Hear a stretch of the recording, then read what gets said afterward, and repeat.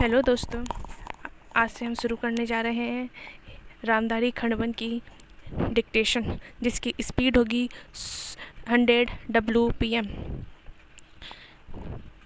Dictation start होगी 5 second बाद। सभापति महोदय, मैं रक्षा मंत्रालय की मांगों का समर्थन करने के लिए खड़ा हुआ हूँ। वर्तमान घटनाओं से पता चलता है कि संसार का हर देश अपनी सुरक्षा के बारे में चिंतित है और उसके लिए हर प्रयत्न कर रहा है।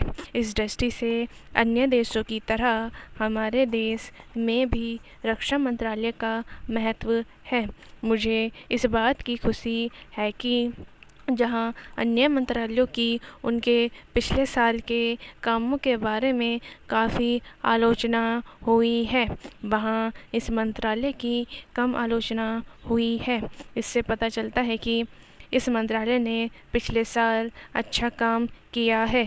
मोटे तौर पर किसी भी देश की सुरक्षा नीति का लक्ष्य यह होता है कि दूसरे देशों, खास तौर से पड़ोसी देशों के साथ मित्रता के संबंध स्थापित हों।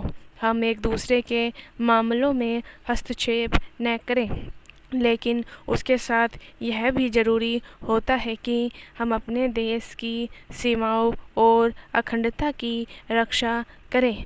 इसलिए हमारे देश का यह कर्तव्य हो जाता है कि हम अपने पड़ोसियों के कार्यों पर पूरी नज़र रखें, क्योंकि आज तक हमारे देश पर जो संकट आए वे हमारे पड़ोसियों से आए हैं। 1965 में पाकिस्तान के साथ जो लड़ाई हुई और उसके बाद ताशकंद में जो समझौता हुआ, वह सिर्फ कागज़ पर ही रहा।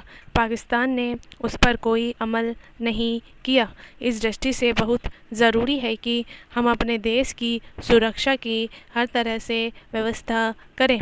हमारा उद्देश्य दूसरों पर आक्रमण करना नहीं है, लेकिन यदि हम पर कोई आक्रमण करे तो हम में इतनी शक्ति अवश्य होनी चाहिए कि हम उसका डटकर सामना कर सकें।